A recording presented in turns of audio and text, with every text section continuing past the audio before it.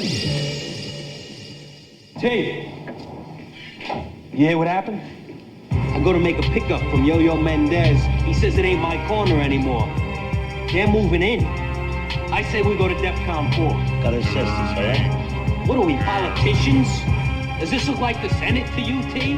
This is about respect of our thing. Why don't you shut the fuck up? It doesn't concern you. Yes, it is. This ain't negotiation time. This is Scarface, final scene, fucking bazookas under each arm. Say hello to my little friend. What up, everybody? We are back. Spiritual experience. You know the deal. Sorry about that. I just finished my cigar in the car. Yeah, we're back. Hope everybody's having a great week, a great life. Yeah, I just got back from Indiana. I was in Indianapolis for a work thing for a couple of days. It was friggin' awesome. I enjoyed myself. Yeah, don't forget to like and subscribe on all podcast platforms. You know, and make sure you're staying positive out there. Make sure that you guys are loving everybody that you can love and staying away from all the people that you have to. It's been rainy for a couple of weeks already, man. I'm waiting for the sun to come out, bro. You know, I mean, I have like these little, I wouldn't say like seasonal depression things, but I have like some stuff. I don't know. You know what I think it is sometimes, family, that, yeah, man, sometimes I just look for, you know, I can find myself in these situations where I'm looking for reasons to feel like shit. And I say feel like shit. I say feel bad about myself or whatever. You know what I'm saying? But, yeah, it's all good. It's all good. So, but, you know, I just power through it. I've been going through these, you know, I've been trying to make better choices. I know you guys know that I'm, you know, heavily caffeinated guy and a lot of other things guy. But maybe in the last 2 weeks, I haven't been counting days, which I should be doing as far as what I'm about to tell you. But, yeah, I've gotten off of energy drinks, you know, and I am somebody who consumes them on a very regular basis, meaning like, okay, typically I get up in the morning, I do what I got to do. I try and get up early, but lately I've been having problems with that. But yeah, I get up, have a nice big cup of coffee. I clean up the kitchen for the lady because she's fucking everything on earth to me, and she deserves a free, not free. Well, maybe it's free for her, but she deserves a clean kitchen so that way she can chef it up while I'm out here chopping trees and doing my thing. So, but I normally have like a cup of coffee, and I drink French pressed Bustelo that has been sitting in the fridge overnight, which is very tasty with, you know, the sugar-free, you know, creamer, the vanilla shit. It doesn't have sugar. I'm sure it has some other kind of poison in there. But anyway, so I would do that at like, you know, 6 in the morning.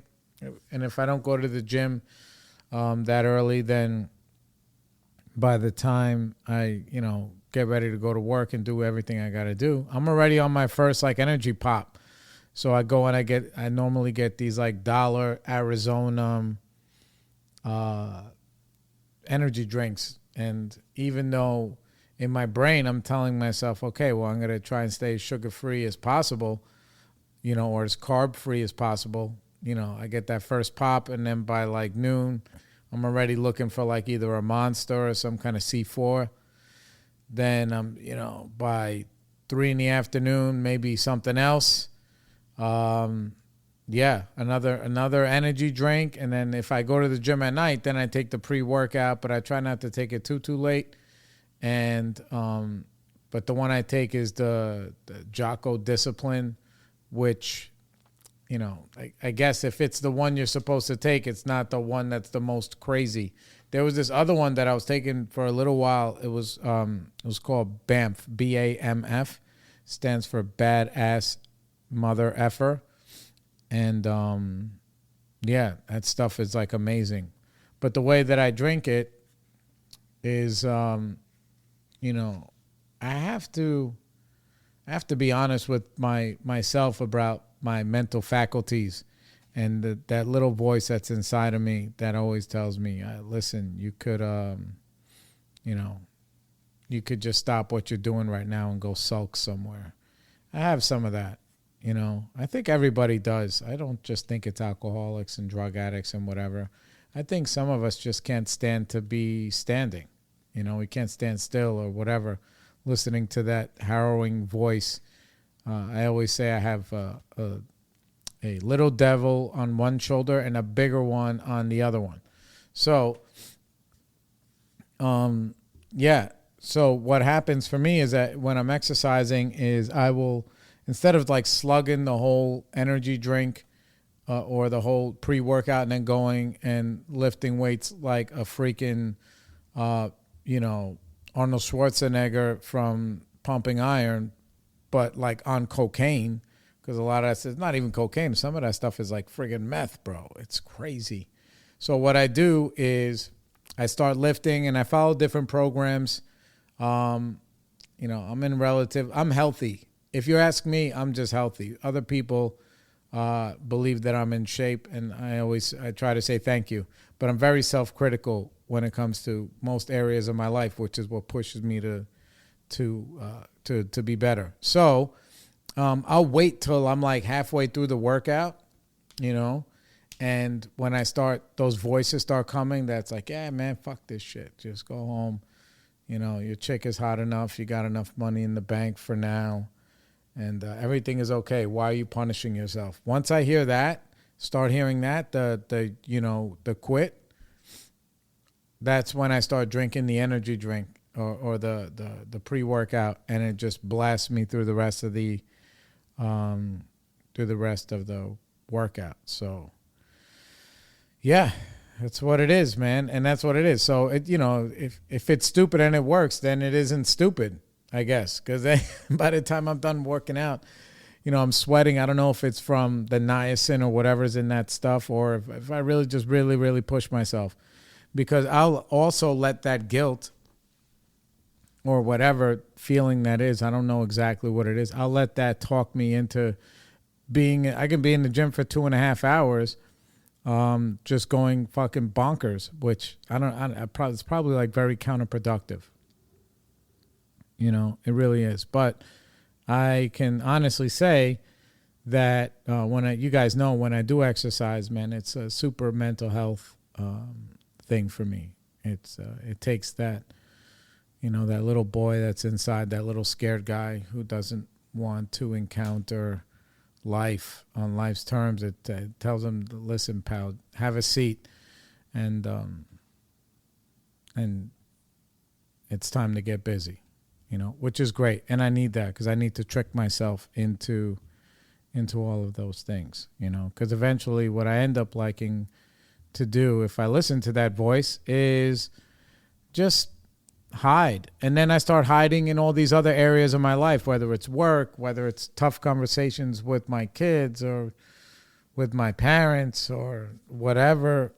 You know, I have like a system set up where if I listen to that long enough, I can isolate myself from accountability. You know, I can really do that. And then when things, then I'll have all these little fires burning around, and I will, then I'll be in the hole. I'll be in the hole. So the hardest thing for me to do on most days is not get up and get going, but to not leave any loose ends, you know? And then the loose ends that I do leave, I got to ask myself if I did my best today. If I did my best today, I'll know it. You know, I'll know it. It's not even if I did my best, but if I didn't quit on anything and I just did the best that I could, then I'll know it more. I'll know more if I quit than if I did my best, if that means anything. So sometimes me just not quitting on shit is really the way to go. So I do that, you know, start something and then finish, which is why I do the polar bear shit, why I sit in the sauna, you know, why I am who I am. Because, you know, there's no better accomplishment than, you know, facing myself and walking through that fear and just, you know, handling it. And I'm incapable of doing that on my own, which is probably why, you know, I drank and drugged for so long, because I needed that in order to push through. So as soon as I never had any doubts or any worries when I was out there drinking. It was so crazy. And I spoke about it a little bit at, you know, when I got to Indianapolis, it's a pretty cool city, man. It's not, obviously it's not, nothing is New York, but I liked it because, you know, the downtown area is not that big. Everybody was very nice that I ran into, and you know, the people that I took this class with was real. They were really genuinely nice. You know, sometimes I can't help myself but from being myself. So hopefully I wasn't too much of a yapper when I was there. But you know, I like to have fun. I like to make jokes. We live a really blessed life. You know, that I get to do what I love. And I get to support my family and then help other people. I mean, come on, man. It's an amazing thing. So, but I also knew that as soon as I got over there that I really needed to, you know, I'm not saying that I needed to go to a meeting right away because I'd be in trouble. But, you know, I shared this in a meeting. Like when I get over there, magically, when I'm on a plane and I'm going somewhere on my own, dude, I miss my lady so much. I miss my kids. I do. Like on the inside, the good part of me, you know, where I get long lasting happiness, misses them. I don't even like to be far away from them, you know, because just me being in the same room as them really, you know, I feel grateful and I feel lucky. But when I'm on that fucking plane, bro, for some reason, that devil shows up and starts whispering in my ear and tries to convince me that I am both single and rich. And I am neither of those things. But it tells me that. It says, yo, bro, you're out here by yourself? You're with yourself? Like, what? You know, I could turn up. I can be anonymous. I can disappear and go play in the dirt. And I know that is just a fleeting thought, right? It's just a passing thought. And I'm not even really ashamed of it. Obviously, I'd never just go knock on my girl's door and be like, listen, this is what I was thinking today. Because I know it's just like fiction. Similar to if I piss her off enough or life happens and she could be like, yo, fuck this guy, fuck this life. Like, you know, it's a natural, it's a natural thing to happen, you know. But I know that all I got to do is just go, handle my business. I found some meetings online. I went to a clubhouse. I'd never been to like a recovery clubhouse before where they serve food and other kind of shit. And once I get in a room with other people who are like me, then I'm like, these are my people. Like the people who are in my class are also my people. You know, when I was in this seminar and we were learning stuff, I was in my happy place, man. I love I love my job. I love my business. So I could have stayed there for 3 more days and just picked everybody's brain. And, you know, when you're around like-minded people and, you know, there was, you know, everybody's a little bit, I'm not going to say standoffish, but it takes time for everybody to open up. And I'm a obviously supremely open human being. You know, so I don't mind sharing any wisdom of success or failure with anybody. I'm like, dude, this is where I'm screwing up. This is where I'm hiding under the covers. And this is where I'm knocking the cover off the ball, you know? And I find that the more that I'd be honest with other people and leave with love, then many times they reciprocate, which is cool. But so I check in. I do my thing. I get an Airbnb. I rented a car, I rented a Jeep Wrangler. I never had a Wrangler.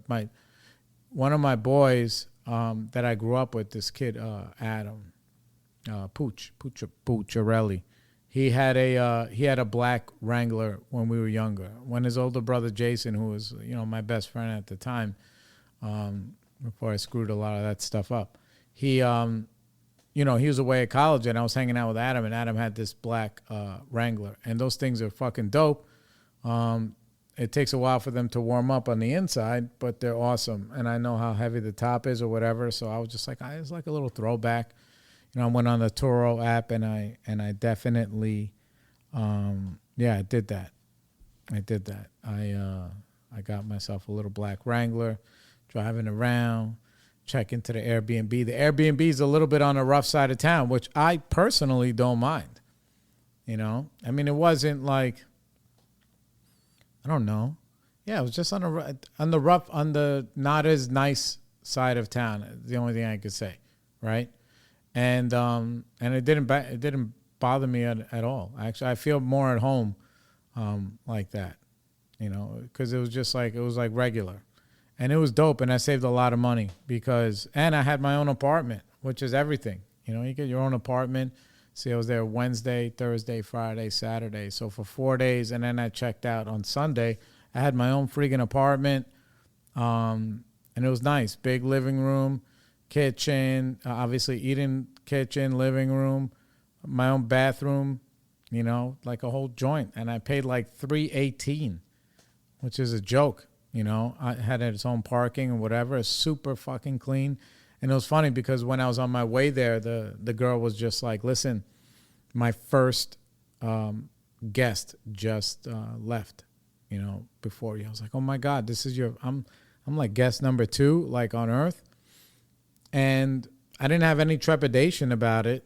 I was just like, I tried to speak to her a little bit personally. I'm like, listen, as a small business owner and as somebody who is also putting together an Airbnb, like I'm very excited and happy for you for trying to go out there and trying to make something happen and trying to fucking shake some apples out of the tree, which is dope, because we all could do it.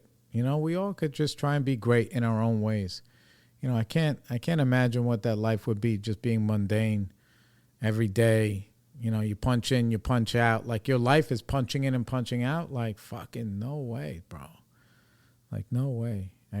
I would be losing my mind. But there's a lot to say about that level of stability. When people just have that kind of life. I like a little bit of adventure, and I like testing myself, and I like seeing what I'm capable of.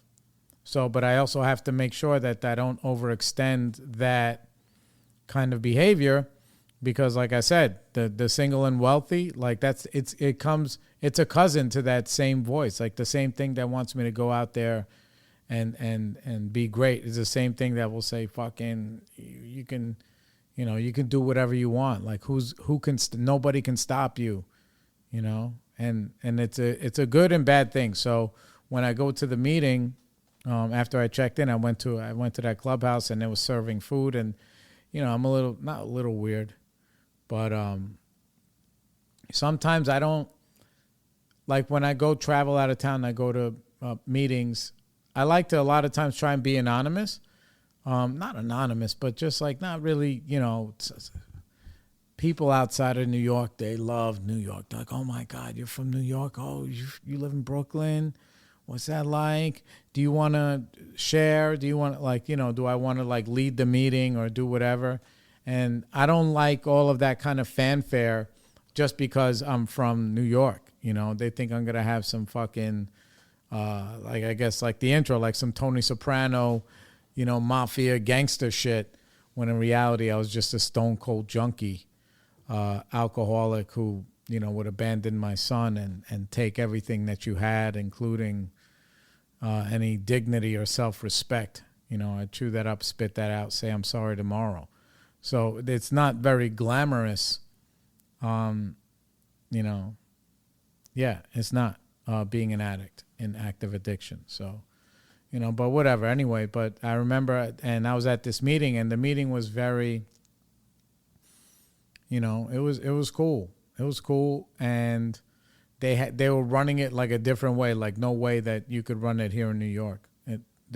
We call it Quaker style, but they called it popcorn. We're gonna have a popcorn style meeting, and they have like a little bit Midwest and a little bit Southern accent. Some of the people, but they were very inviting. So which means that like, somebody picks a topic, and then everybody, they just, people share one at a time from all over the room. When the next person is done, then the next person goes at your whim. So there could be 25, 30 seconds of silence. There could be a minute and a half of silence until the next person goes, which is really unnerving. It's an uncomfortable feeling to sit there in silence with a group of strangers. But then once people start going, then everybody's like happy, and it's timed, make sure that you're not going to go and hold the meeting hostage and just blabble. So at the end, they're like, dude, by the time I really needed to just check in and say who I was and say where I was from and say why I was there. I needed to do that. And at the end, they had like this burning desire. So they're like, if somebody is burning desire that they either feel like they're going to drink or they're going to get high or what, or they need to share, like, please raise your hand. Like one person, and my hand shot up like right away. And it was just like, I was like, yeah, I'm here. I'm visiting. I just got off the plane a few hours ago. I need to check in on myself, check in on my disease, let everybody know who I am. And I'm happy to be here. I'm happy you guys are here. And then it basically that rich and single lie that was in my head for those few minutes, whatever, that fleeting thought that was just kind of like hanging around, it gets extinguished right away, extinguished right away. And because the truth is this, I know that thoughts become things. That I know. And in order for them to become things, they require action. But everything starts as like this little, I always call them like I try to make analogies that make sense to myself, but it's like a little ember. It starts with this thing like, maybe blah, blah, blah. And then it turns into a little bit, if I don't tell them myself, and if I say it out loud, it sounds ridiculous, and then it just goes away. But it's that same thought that alcoholics and drug addicts have, where they say, listen, it's part of our disease, where it says, look, man, this time it's going to be different. That's the ultimate lie. This time it's going to be different. And it's fucking bullshit. It's bullshit. It's the same merry-go-round, the same thought pattern that tells me to quit and do things that I know are very good for me. Things that are bad for me, I will not stop. It's so fucking crazy. I have like squeaky brakes or no brakes, I know, and I learned enough about myself by doing, 12-step stuff and therapy, in and out of therapy in this last, 19 years or whatever. That I know enough about myself that I need to respect my own insanity. And one of the main reasons, well, there's a lot of reasons why I don't go down that road of ultimate self-destruction. I'll let things burn down a little bit at a time, and then most of the time when those little embers start like smoldering, that's when, by that time, I already have enough people in my life that I'm checking in on, like, I don't, like, sometimes sleeping dogs, you can't let them lie. Sometimes you got to go over there and put a fucking bullet in them. So I'll do some very irresponsible things. Like one of the guys that works for me, he got into like a car accident with the car that we just got detailed by my boy upstate, Danny. He fucking crushed it, man. I couldn't believe he did such a good job on this Ford Transit. His company is called Hydrophobic Coating Systems, HCS. And he did an incredible job. But anyway, so we get the vehicle, and if you want to, and this is not cheap shit, but if you ever want to get it done, his number is 845-825-6140, and he's an honest, good, honorable guy. But yeah, so the vehicle wasn't home but a couple of days, and then some fucking asshole did an illegal U-turn. I don't know where my guy was, on Nostrand or something, or wherever he was, and he smacked the fucking car. And then tried to get away, and then my guy like scared him a little bit, took pictures, whatever. Anyway, I'll go like because my plate is all the way full.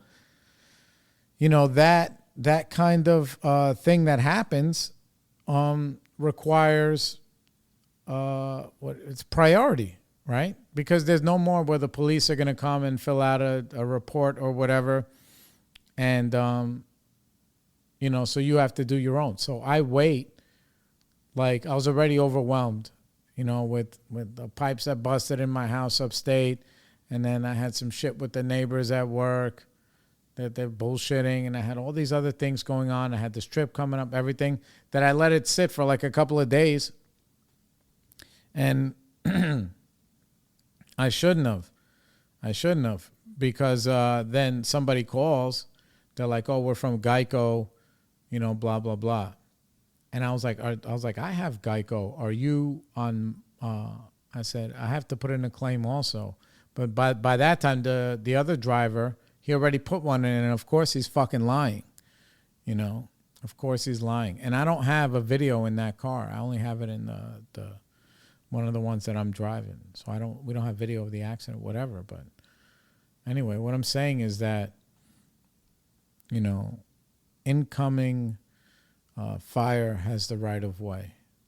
And I got that from Jocko. Incoming fire has the right of way. And, bro, I was ducking and I was hiding under the blanket of, like, it'll just work itself out.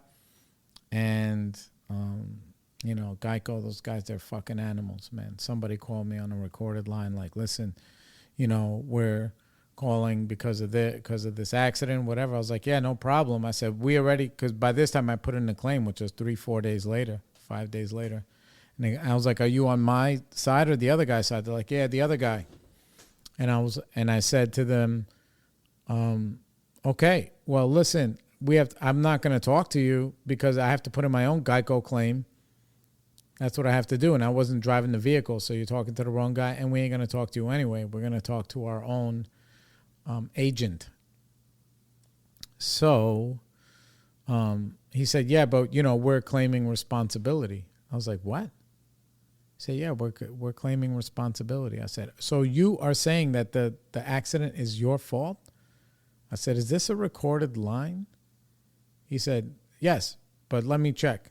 And then he goes and he checks and he comes back. He's like, oh, no, we're not saying it's our fault. We're saying it's your fault. I was like, oh, I fucking thought so, dirtbag cocksucker. You know? So I hung up on him, and then whatever, we're letting that go.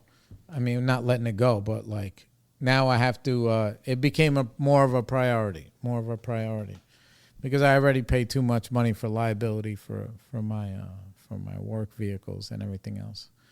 So point is that I have this brain that tells me, you know, things that are good for me, do not fucking, you know, do nothing, and things that are bad for me, like caffeine and freaking donuts and freaking those crazy thoughts that I mentioned, yeah, that's like all systems go when that kind of thinking gets a hold of me. So I respect that enough about myself that I always have to just constantly be, and you know what?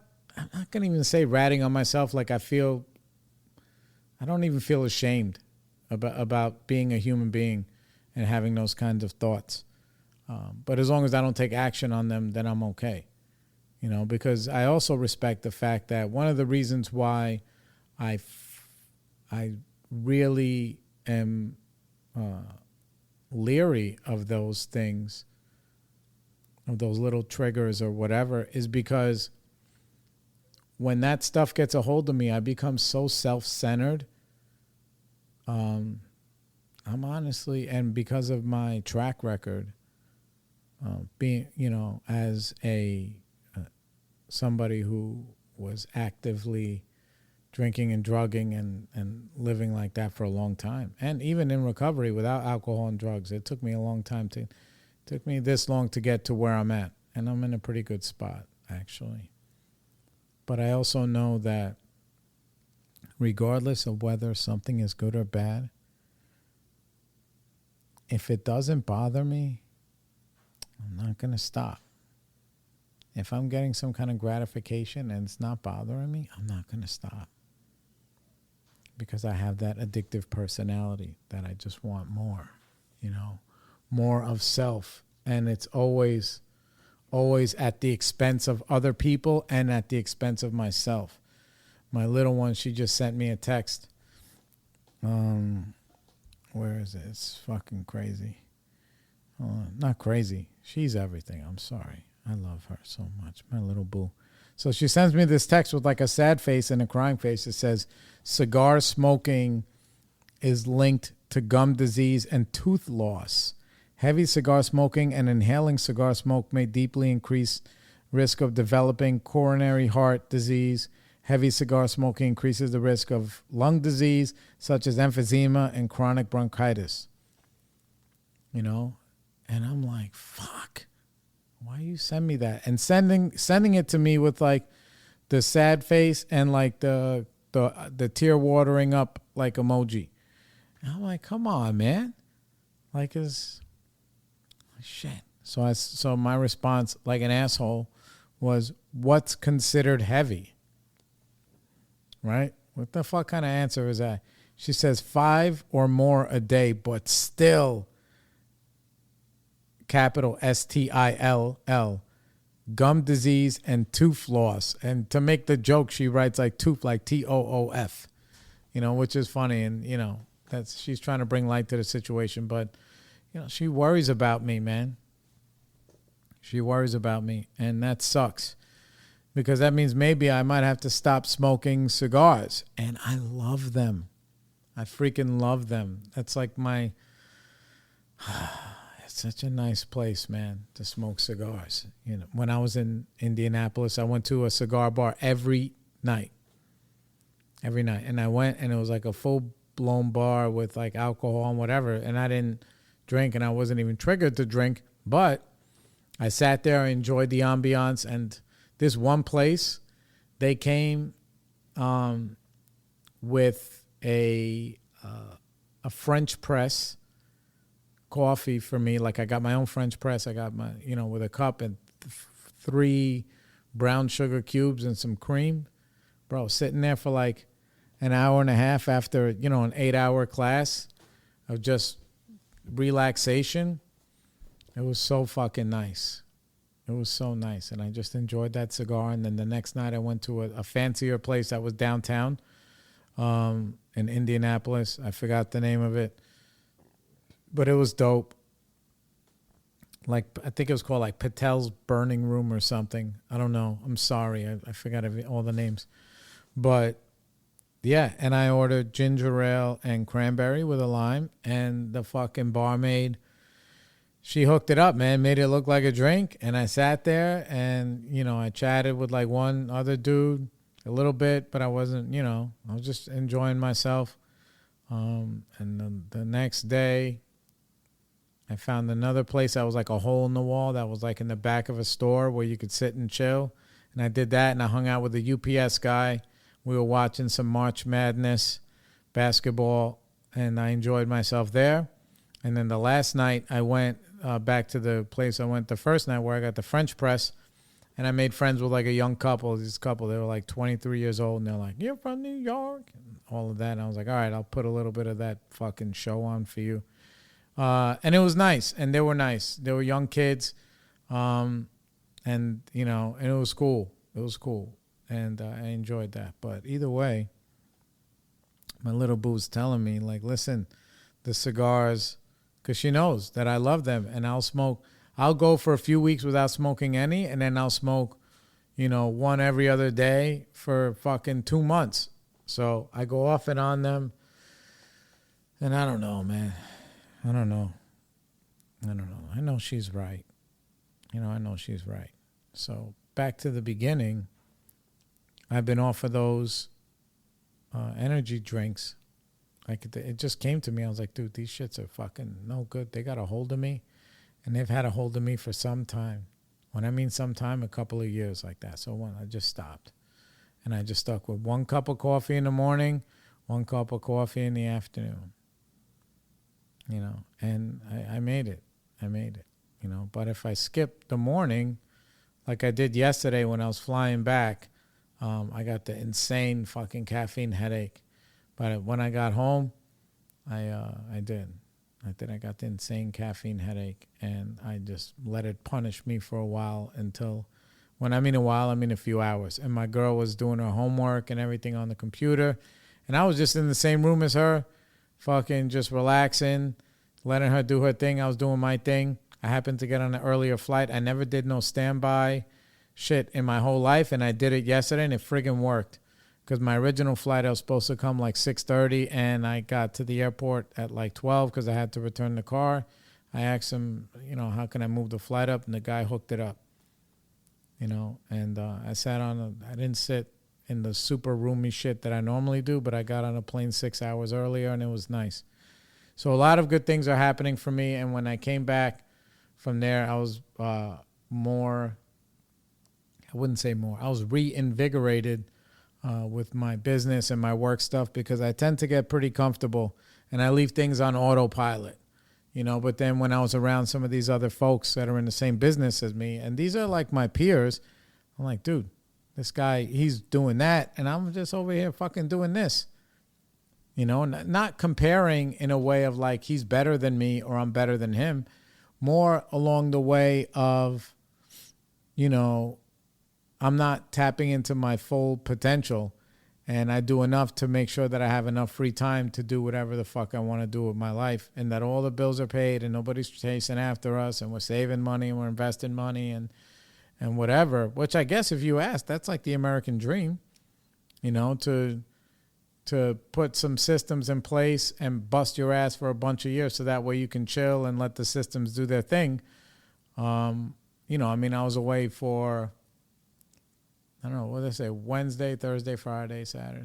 All right, so 4 days or whatever. Bro, my business was running itself. I didn't have to do anything. I didn't even have to answer the phone. I didn't have to do nothing else. We were making money every day. And that was fucking nice. That was nice. And I came back and there weren't any fires. And I had to play catch up just a little bit. And, but, I'm ready to get uncomfortable. And that means just pushing the envelope a little bit more. That means a lot of little things that can lead to more big things.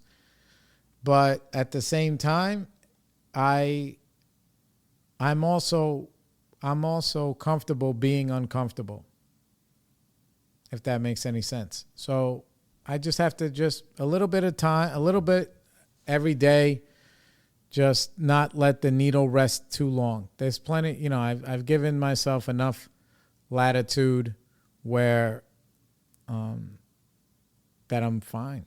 I'm more than fine. Like I'm more than fine. I'm more than fine. But I also know that complacency is where that little fucking devil shows up. And he's been sitting in the corner waiting, just like I said. And then he'll start whispering to me like, oh, why don't you do this? Why don't you do that? So we'll see how it turns out. But without other people in my life, without positivity in my life, and without the program and all of you guys, left to, basically what I'm saying, left to my own devices, I'll be slowly on a path of self-destruction, removing one fucking Jenga cube a day, for a long enough time that everything will topple over, and then, then the drinking and drugs will be an option, because just because the saying is, just because you got the monkey off your back, the circus is always in town. Yep, and that's it. And I don't mind living like that. And at the second to last day of the thing, I found out one of the guys that was in my class was also, not drinking. But he's heavily in the church, even though he goes to meetings, whatever. And it was nice because he was like, "Oh, I have this amount of years," and I was like, "I have this amount of years," and we both bonded. We loved that, And there was another guy there who was big on Jesus, but he was a lovely guy, and he was trying a little bit to steer like a conversation towards like the trans, like these trans people, they're pushing their thing on us and blah blah blah, and I'm like, dude, there's nobody in my life pushing anything on me anywhere. The only people who are pushing shit on me is a stupid fucking government who's trying to take all of our fucking money and trying not to let us be on the same fucking page. You know what I'm saying? Because there's no, and I have people very close to me who are theys, and I love them. Listen, in my mind and in my life, there are people who are intellectually challenged. I can just say that. I'm not going to say stupid, but maybe they're a little bit fucking stupid. And I call them smart, and they're not. So that means if I can do that, I can call somebody whatever they want to be called. It doesn't matter. It doesn't matter, bro. I'm not in a situation where, there's these shows, or I guess whatever, the readings, the drag queens that are doing all these readings. Apparently, I can't even say allegedly, because it's apparently, because it's like, one out of 184,000 children's book readings that happen every day. It was like half of one that will be done by a drag person. And nobody's making anybody go to those things. And I don't know how I would feel if my kid went, to be honest with you, because I don't have a kid that young. I would probably not care. I'd probably not care. But I'm also humble enough that I can't say that. So for somebody else who cares that stuff is going on, I'm like, well, is it happening to you? Then shut the fuck up. There's that meme that's been going around, which is very true, which is that, that guy Mike Walsh or whatever, not Mike Walsh, I don't know who the guy is, To Catch a Predator. I never watch those shows because they're fucking creepy, bro. They're very, slimy. But I never seen a drag queen on one of them shows. I never seen one. What do they got? They got men, mostly white men, and and it's funny because, the guy that was saying it, he's big on the church, and he's allowed to be. I don't resent anybody who's in any of those religions or any of those places. It doesn't matter to me, But, the three of us were sitting at the end of a table talking about God. None of us were drinking. And it was me and there were two older guys. And at the other end of the table was pictures of like tequila. It looked like lemonade. I don't even know what it was. It was probably like one of the margaritas, but they came in these big pictures. Like, dog, it was not interesting to me. And we spent 30 minutes talking about the Lord and the love of the Lord and the love of man. And this guy, he was, and he just looked, he looked like he was, I don't know, maybe looking for confirmation that what he thought was going to be like reciprocated or something, or his fear. Like, he was just scared. He was just, to me, it was just scared. He was like talking about, again, gay and trans people allegedly, they're pushing their agenda. Like, he was doing one of those. And to me, I'm like, if it wasn't, on Twitter or Facebook or whatever, or on Fox News or something, you would never fucking know. And if you have grandkids or kids or whatever that are being exposed to that, then you have a right to either not expose them or it's your right. It's your nobody. It's not the Clockwork Orange where they're tying you to the chair and making you. You know why? Because to me, like, dog, they deserve a seat at the table too. At least with me. At least with me. Everybody's welcome. Everybody's welcome, man. You know, and that's that's my truth, you know. But, you know, I also grew up in New York where, you know, alternative lifestyle was not abnormal. But then the more that I travel the country, the more that I see, like, you know, out of all the people I spoke to in Illinois, and I'm sorry, not Illinois, Indiana, I know it was one of those I's. All the people that I hung out with there, there was no like Magistan maniacs, which if you listen to MSNBC, it'll be as if you're not in New York or not in California, or in Portland, that's what you're supposed to allegedly get. Instead, I got everybody who was very welcoming, very loving, very funny, you know, and they thought I was funny. I make this joke, like, are you from New York? I'm like, no, I'm from fucking Alabama. I'm from Alabama, you know, and everybody laughs and whatever. I have my little shticks, you know, which is fine. I have no issue being the butt of a couple of jokes. And the people are like, oh, you're in Brooklyn, you're in the ghetto. Like, you know, and they're just making fun of this one guy from California. He's like, hey, give Brooklyn a try. Like, you know, we were working on some stuff. It's like, let Brooklyn in there. Like, yeah, I was like, dude, are you kidding me? Like, you can't even get you can't get anything in Brooklyn under $1 million, and it'll be falling down. And yeah, there's rough spots and there's rough spots everywhere, but we all learn to live with each other, you know, and that's the glory, you know. Even though when I was there in that city, they had these huge houses and they were beautiful and everything, but there wasn't a lot of diversity. I found one Mexican food truck late at night, and I was happy to see them, and they were in the corner by themselves, like they just bogarted the freaking parking lot. And I parked like illegally because I didn't, you know, we're from, you know, here you park wherever the car stops.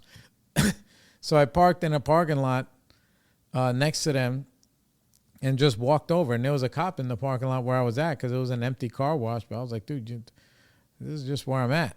And I went, and I was so happy. It was like some young Mexican girl with her dad, and they were making tacos. I was like, dude, I'm from Brooklyn.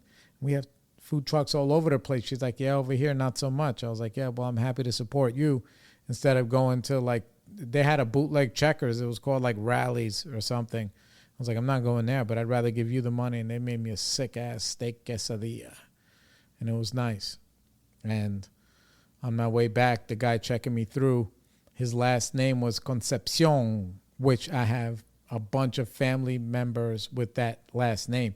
So I almost, but I was already, like, not over, but I was like already through. I was going to go back and be like, mira, tú eres boricua, you know, just to see, like, yo, and that'd be like in 5 days, like the first Puerto Rican where, like, here in New York, you can trip on them. You know what I'm saying?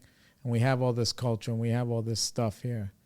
And we have all this love here, you know, if you want it. Or, you know, you can just punch in, punch out, and complain about the fucking sad state of the world. So anyway, that's my 49 minutes. I love you guys. We'll chat soon. Don't forget, like and subscribe. The Spiritual Experience. I'm thinking of changing the name to the Sober Experience. I don't know. The guy who's going to help me grow the show, he's like, yeah, it's a little bit more, I don't know. It helps with, I guess, more people finding the show, even though we get, you know, a few thousand downloads, you know, which is nice. But it could be better. I could always be better, and I could always be wrong, which is incredible. So anyway, you guys have a good night. And don't forget, share the episodes.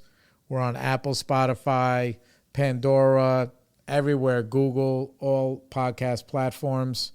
And we'll see you on the flip side. Peace. Okay, everybody, we'd like to thank you for joining us on The Spiritual Experience. Please don't forget to like and subscribe on all podcast platforms, Spotify, Apple, Google, Pandora, everywhere. And please find us on Facebook, where you can become part of our family. We'll see you around.